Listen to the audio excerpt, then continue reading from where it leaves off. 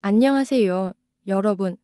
고전 문학의 깊이를 함께 나누는 시간, 소설입니다. 구독, 좋아요, 알람은 사랑입니다. 오늘은 1930년대 불안한 거리를 방황했던 한 젊은 여성의 이야기를 담은 김동인 작가의 단편소설 가두를 들고 왔습니다. 김동인 작가가 들려주는 가두 함께 들어볼까요? 5년 전 이맘때였다. 김장을 겨우 끝낸 뒤쯤이니까 우리 집에는 우리 가족이 사용하는 큰 방과 건넌방 밖에 비워둔 드라렛방이 하나 있다. 도대체 사글세를 주면 귀찮고 시끄럽고 집 더러워지는 위에 만약 불행히 술 먹는 사람이라도 들게 되면 그야말로 집안이 꼴이 되지 않을 뿐더러 자라나는 아이들에게도 영향이 되겠는지라 우리는 빈 방이 있을지라도 사글세를 놓지를 않았다. 한 달에 단 몇 원과 바꿀 수 없는 무형적 손해가 많기 때문에 그랬는데 그에 따라 왜 까닭인지 아내도 사글세를 놓아볼 생각이 났었고 나도 또한 그다지 깊이 생각하지 않고 그것을 승낙한 것이었다. 집주릅은 연방 사글세 후보자를 데려왔다. 그러나 그 후보자들이 방을 이렇다 저렇다 평하기 전에 도리어 우리 쪽에서 후보자의 인물 선택을 엄히하여 들게 되는 사람이 쉽사리 나서지 않았다. 가족이 많으니 안 되었다.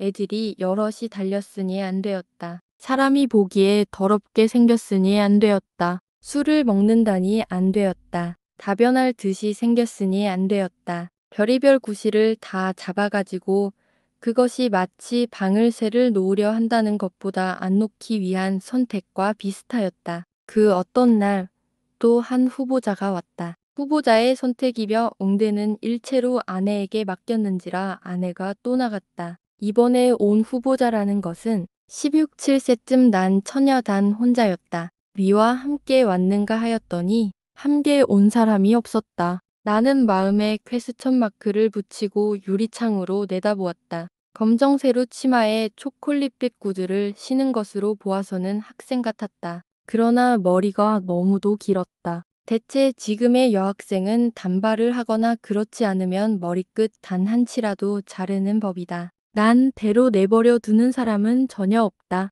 그렇거늘 이 처녀는 머리에 가위가 닿아 본 일이 분명히 없었다. 얼굴은 입이 약간 넓었으나 중쯤은 되는 편이었다. 키는 후리후리 컸다. 목소리는 가늘고 작고 느릿느릿하였다. 도대체 정체를 알 수가 없었다. 학생인가 하면 그렇지도 않았다. 학생에게는 분명히 학생의 티가 있어서 첫눈으로 학생이라 알아볼 수 있는 법이다. 점원인가 하면 점원도 아니었다. 다른 점은 그만두고라도 어느 점원이 지금 시대에 있어서 머리를 단 한 치라도 자르지 않고 그냥 기르는 자가 있으랴. 그 얼굴은 아직 성을 모르는 여인이었다. 체격도 이성을 맛보지 못한 여인이었다. 16.7 세로 이성을 모르는 여인. 그럼에 카페 여급으로도 볼 수가 없었다. 낙하이로도 볼 수가 없었다. 기생의 알로도 볼 수가 없었다. 말하자면 무엇이라 판단을 내릴 수 없는 종류의 여인이었다. 아내는 혼자 있겠는가? 동거자가 있느냐? 물어보고 자기 혼자만이라는 대답을 들은 뒤에 나한테로 들어왔다. 둘지 안 둘지를 결정하고자. 우리는 협의한 결과 방문객 더욱이 남자 방문객이 적어야 할 것. 저녁 후에는 대문을 걸으니까 밤 출입이 없어야 할 것. 떠들지 말아야 할 것. 깨끗하여야 할 것. 등등의 조건을 내어 그 승낙을 받은 뒤에 두기로 하였다. 두고 봄에 매우 순진한 여성이었다. 차차 그 정체도 알았다. 그의 본집은 외국에 어디 있다 한다. 부모도 있었다.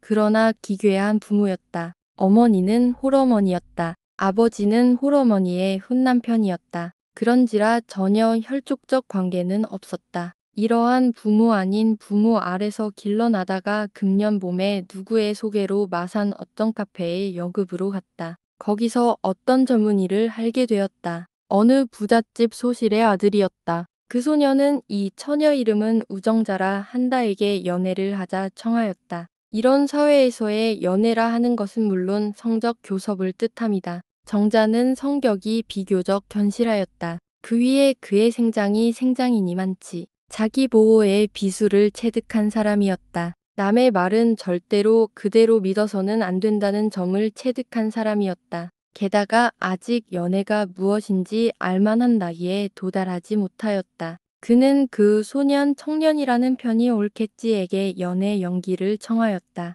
약혼을 하고 그 뒤 결혼을 하고 그 뒤에 비로소 연애 육적 교섭을 하자고 연기를 하였다. 그 청년은 그 근처에서는 비교적 이름난 전형적 방탕하였던 모양이었다. 부잣집 아들, 더욱이 소실의 아들이니만치 버릇없이 길러났고 돈에 부자유가 없이 노란아니만치 금전의 위력이라는 것을 알았고 그의 노란한 무대가 비교적 작은 무대 마산엽더니만치 기고만장을 지나서 기고 백만장은 되었을 것이고 이런 성격의 사람으로서 그가 노란하는 무대인 마산의 매녀라는 매녀는 하나도 빼놓지 않고 집어세워 오던 그가 여기서 뜻밖의 한계 암초에 걸린 것이었다. 그 위에 그가 아직껏 교섭 있는 여인들은 모두 이론사회의 여인이라 따라서 비처녀였는데 지금 교섭하는 자는 진정한 처녀였다. 자기 손에 걸려든 진정한 처녀. 이 점에 이 방탕아의 호기심이 부쩍 도수가 높아지지 않을 리가 없었다. 교섭은 진행되었다. 그럼 결혼하자. 결혼하는 이삭에야 구태여 이 시골 마산에서 하랴. 서울 올라가 있거라. 생활비는 내가 달라는 대로 보내주마. 그리고 얼마 뒤 자기도 서울 올라가서 성대한 결혼식을 거행하자. 이리하여 정자는 상경하여서도 자기 집으로 가지 않고 사글세 방을 얻노라는 것이 우리 집에 들게 된 것이다. 아직 성에는 눈 못 뜨고 연애라는 것도 모르는 소녀였다. 따라서 사내가 상경하는 것도 기다리는 듯 쉽지 않았다. 그러나 편지는 무척이도 기다렸다. 편지에는 가와세 위치가 있을 것이니까. 그다진 아다니는 일도 없었고 찾아오는 사람도 없었다. 몇 번 그의 아버지가 돈을 달래러 찾아온 뿐이었다. 아내는 가끔 그 방에 건너가서 말동무로 몇 시간씩을 보냈다. 카페의 여급으로 얼마 있었다 하지만 그런 티가 조금도 보이지 않았는지라 나도 아내가 건너가 노는 것을 마음 놓고 버려두었다. 우리 집에 있는 동안 아내의 의견으로 머리를 틀게 하였다. 머리를 틀고 수수하게 새로 치마를 입은 꼴은 영락없는 학생이었다. 머리를 길게 따 느리고 다니면 정체 모를 계집으로서 우리 집 대문으로 출입하는 것이 체면상에도 관계되었다. 사람됨이 그만치 조용하고 촌스럽지 않고 칭중하니만치 않아도 퍽 귀엽게 여겨.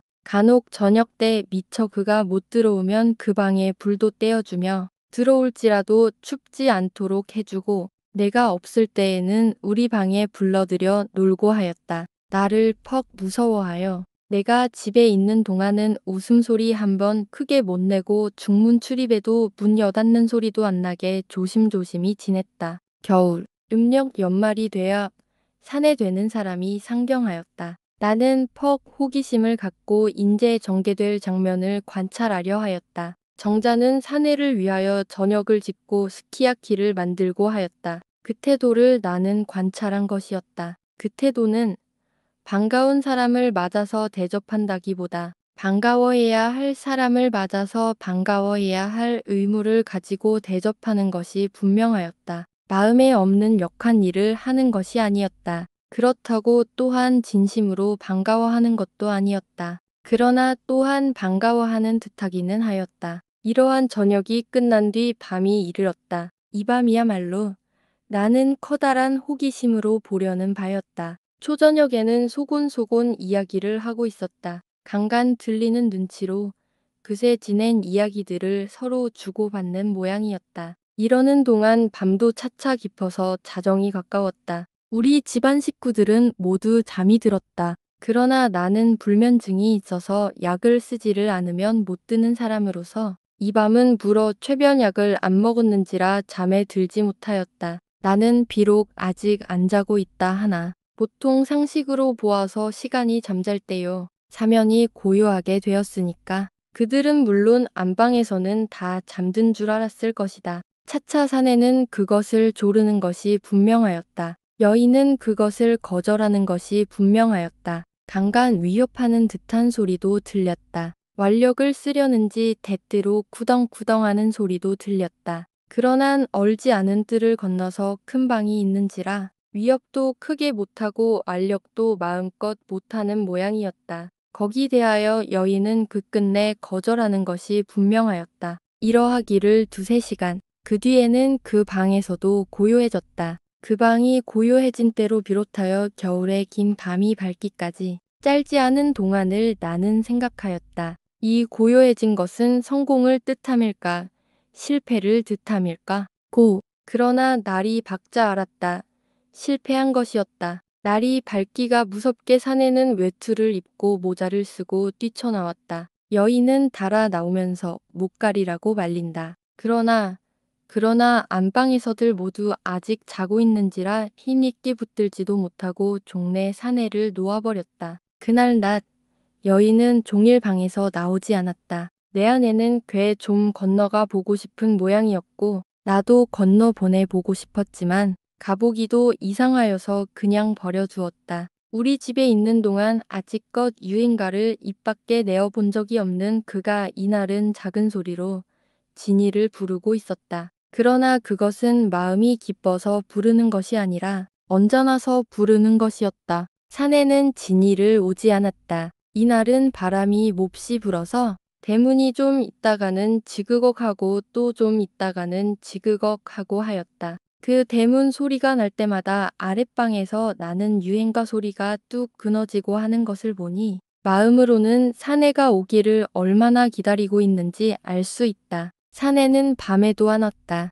진일은 굶고 저녁에 불도 안 떼므로 내 아내가 불을 떼어 주었지만 내다보지도 않고 점심 들여보낸 것도 밤까지도 안 먹고 그냥 두었다. 사내는 어디로 갔는지 종래 오지 않았다. 이튿날 날이 밝자 여인은 집을 뛰쳐나갔다. 어디서 어떻게 붙들었는지 종래 사내를 붙들어 가지고 오후 서너 시쯤 집으로 왔다. 작은 소리로나마 언쟁이 시작되었다. 작은 소리로 하는 언쟁이라 들을 수는 없지만 간간 들리는 말을 종합해 보건대 사내는 어제 모 카페에서 놀고 무슨 코라는 여급을 데리고 종로 모여관에서 자고 오늘 밤도 또 그렇게 할 것이고 수일간을 그렇게 지내다가 결혼식을 거행할 것이고 결혼식을 거행한 뒤에는 서울에다가 문화주택을 하나 장만하고 함께 살 터이고 이리하여 연애결혼 생활이 시작될 것이라 하는 것이다. 거기 대하여 여인은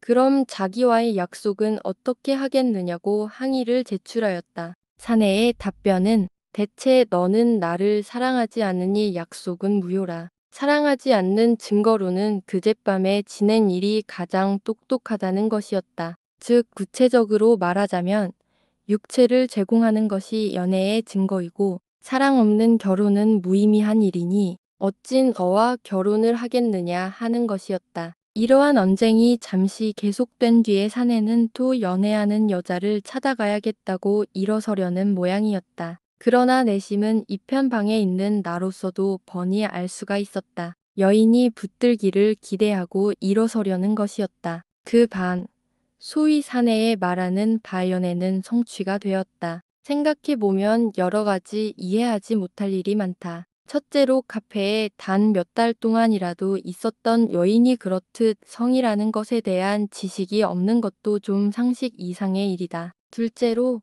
그러한 부모 아래서 자라난 그가 어떻게 대체 정조는 지켜야 할 것이라 함부로 내던져서는 안 되는 것이라든 관념을 갖게 되었는가. 그 여인이 그 사내와 결혼을 하겠다는 생각을 갖게 된 것은 결코 사랑에서 나온 것이 아니었다. 아직 사랑이라든가 그런 문제를 이해할 만한 능력은 분명히 부족하였다. 그가 그 사내를 붙든 유일의 이유는 생활 문제 해결이었다. 그의 자라난 환경이 환경이니만치 자활책을 강구하여야겠다는 관념은 비교적 일찍부터 들어 있었다. 그리고 여인이 자활하기 위해서는 생활이 안정된 그 지아비를 얻는 것이 가장 병편하고 안전한 방식이라는 판단이 그의 마음에 박혀 있었던 것이었다. 이 때문에 부잣집 아들을 하나 골라낸 것이었다. 이러한 사회의 여인들의 보통 가지는 관념이란 것은 만나는 저녁은 부부요 이튿날 아침은 남남길이라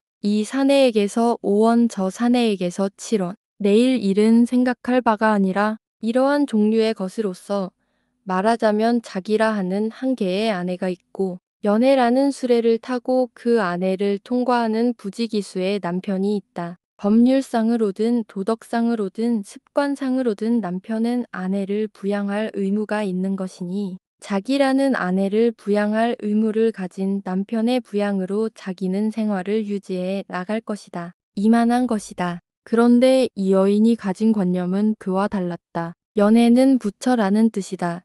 자기가 아내가 되려면, 즉 자기가 연애를 하려면 그 상대자가 한 사람 단 한 사람이 있어야 한다. 그 남편은 자기를 늙도록 거느려 주어야 하고 자기 한 사람을 거느려야 한다. 말하자면 조선의 전통적 부처관 혹은 결혼관이었다. 이러한 한 개의 여인과 이날 밤 여기서 성적 교섭을 결행한 사내라는 사람은 또한 가장 전형적인 방탕하였다. 자기와 성적 교섭이 있는 여인의 수요를 자랑하며 가령 여행을 간다 하면 하차하는 지방 혹은 숙박하는 지방에는 반드시 한 계집과의 교섭을 남겨놓아야 하지 그렇지 못하면 불명예로 생각하며 한 계집과 여러 날을 두고 좋게 지낸다는 것을 유치하다 보며 이러한 이 사내가 이 여인에게 대해서는 좀 관심이 컸다 하는 그 이유는 이 여인이 아직 처녀라 하는 점이었다. 그가 지금껏 통과해 온 여인사를 돌아보면 모두 돈으로 살 수 있는 종류의 여인이었더니만치 진정한 처녀가 없었다. 그런데 여기 저기 조금 사수를 희롱하고 약간 돈을 쓰면 꺾을 수 있는 처녀가 그의 앞에 나타난 것이었다. 왼편에 앉은 여인에게 추파를 던져보아서 곧 등락이 안 되면 즉시로 오른편에 앉은 여인에게로 추파를 옮길 만한 융통성을 가진 그가 불어 마산에서 서울까지 쫓아다니며 야단한 그 유일의 이유가 처녀라 하는 점에 있었다. 이날 밤 그는 이 처녀를 드디어 꺾었다. 날이 밝았다. 집주인이 집주인이니만치 사내도 좀 쑥스러운 모양이었다. 좀 채 얼굴을 보이지 않았다. 여인은 부끄러워 죽겠는 모양이었다. 조반을 지으러 부득이 나왔다. 그러나 얼굴은 이쪽으로 돌려본 일이 없었다. 그 뒤에도 부득이 뜰에 나올 일이 있으면 외투를 입고 애리를 세워 얼굴을 감추고 그러고도 부족하여 꼭 저쪽으로 얼굴을 향하고 다니는 것이었다. 이러기를 사후 1. 우리도 그가 너무 부끄러워함으로 할 수 있는 것 못 본 채 모르는 채 하고 있었다. 그러는 동안에도 나는 내심 늘 생각하고 있었다. 장차 어떻게 전개되려는가고 여인은 인제는 정조까지 제공하였는지라 저 사람은 자기의 남편이거니 든든히 믿고 있는 모양이었지만 물론 그러한 경사스러운 결과는 안 생겨날 것으로 그때 이 여인의 실망과 비통이 어떠할까? 실망과 비통이라는 무형상태가 어떠한 유형상태로 나타날까? 자살, 발광? 적어도 수일간 울고 부르짖고 소란스러운 비극이 생겨날 것이다. 그 점을 생각하면 근심스럽고 민망하였다. 아늑하고 평화로워 낙원과 같던 우리 집에 그런 소란이 생겨나면 귀찮기도 하였다. 사후일 뒤 사내는 오래간만에 외출하였다. 밤이 깊어서야 돌아왔다.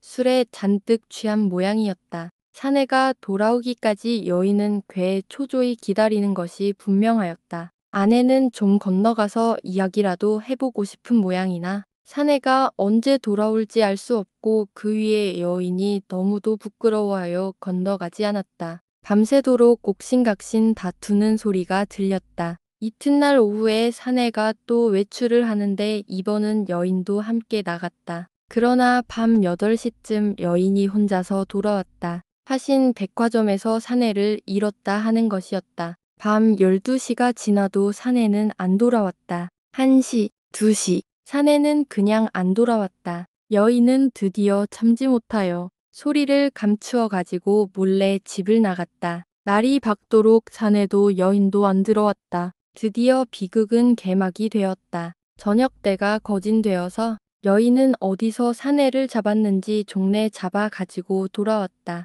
싸움은 시작되었다. 싸움이라 하나 여인 혼자의 싸움이었다. 사내는 코웃음만 치고 있었다. 어서 결혼을 하자 하면 사내의 대답은 일전에 하지 않았느냐 하는 것이었다. 결혼을 하였으면 마산으로 부모님께 뵈러 가자 하면 사내의 대답은 부모가 받을 듯 싶으냐 하는 것이었다. 그럼 서울에 살림을 하자 하면 그렇게 할 만한 큰돈이 시야에 있는 몸으로 있을 듯 싶으냐 하는 것이었다. 새빵 살림이라도 좋다. 그것도 안 되면 몇 세 기다리라면 기다리기라도 하겠다. 싸움에서 시작하여 타협 조건으로 마지막에는 애원으로 차차 숙어 들어가는 여인에 대하여 사내는 시종일관 냉담한 코웃음으로 대하였다. 그날 밤 사내는 자기 가방을 가지고 우리 집을 나가서 종로 어떤 여관으로 갔다. 사내는 그 뒤 며칠을 여관에 묵으면서 카페 여급 몇 명과 결혼을 몇 번 더 하고 마산으로 내려왔다. 그동안 여인은 방에 꾹 박혀서 나오지 않았다. 끼니도 전혀 짓지 않으므론 대아내가 민망하여 끼니를 들여보내주고 하지만 간간 몇 술씩 먹는 때도 있기는 하였지만 전혀 굶는 모양이었다. 오래간만에 그 방에서 무엇이 부시럭부시럭 대걱대걱하는 소리가 한참 나더니 아내를 찾는다. 아내가 내려가 보니 오늘 집을 나가겠노라고 방세를 샘치르는 것이었다. 벌써 짐은 되정리되어 있었다. 어디로 나가느냐? 나가서 어떻게 할 작정이냐? 이렇게 묻는데 대하여 자기 본집 그의 의붓어머니와 의붓어머니의 훈남편이 사는 집으로 가며 장차 어떻게 지내리라고는 아직 아무 보관도 없다는 것이었다. 나는 생각하였다. 만약 애 누이나 내 딸이 이런 닥한 일을 당하였다 하면 그는 자살을 하거나 발광을 하거나 할 것이었다. 만약 전형적 카페 여급이 이런 일을 당하였다 하면 다시 인사상담소를 찾아가서 다른 취직처를 구할 것이었다. 혹은 경찰로 달려가서 호소한 종류의 여인도 있을 것이었다. 혹은 끝끝내 사내에게 매달려서 하다못해 몇백 원의 돈이라도 따내고야 말 종류의 여인도 있을 것이었다. 그도 이도 다 버리고 자기와는 호적부 이외에는 아무 관계도 없는 부모의 집으로 돌아가며 그 돌아간다는 것이 얻어먹기를 위함이 아니요 단지 생활 방침을 새로 세우기까지 집세 안 내고 있을 장소를 택한 것이라는 점을 생각할 때에 일종의 여장부를 본 듯한 느낌을 받았다. 여인이라는 점과 미모라는 점이 생활에 커다란 무기가 된다는 점을 아직 이해하지 못하리만치 단순하면서도 또한 사람의 살림살이라는 것이 얼마나 어렵고 고달픈지는 넉넉히 아는 그가 자기의 생활을 재출발함에 있어서 아무 보관도 가지지 못하고도 또한 아무 공포도 없이 가면히 나서려 하는 것은 내게는 적지 않은 경이었다. 사람이란 생장한 환경에 따라서는 생활이라는 데 대하여 이렇듯 대담 혹은 무관심하게 되는 것인가. 이미 이성을 안그인지라 장차 얼마 지나지 않아서 자기의 생활에 거대한 두 가지 무기 여인이라는 점과 미모라는 점을 알게야 되겠지.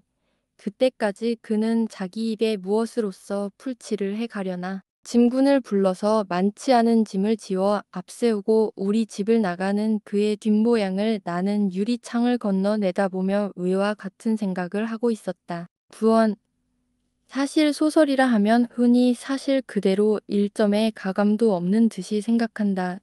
이 소설도 얼거리는 비슷한 사실이 있지만 내용은 사실과 전혀 다르다. 오해하지 마시기를 바란다. 세상이라는 냉정한 길거리에서 순진함과 생존을 건 싸움을 벌였던 우정자의 이야기는 쉽게 잊혀지지 않을 것 같습니다. 그녀가 앞으로 어떤 삶을 선택하게 될지 독자로서 상상해보는 것으로 오늘 이야기를 마무리하겠습니다.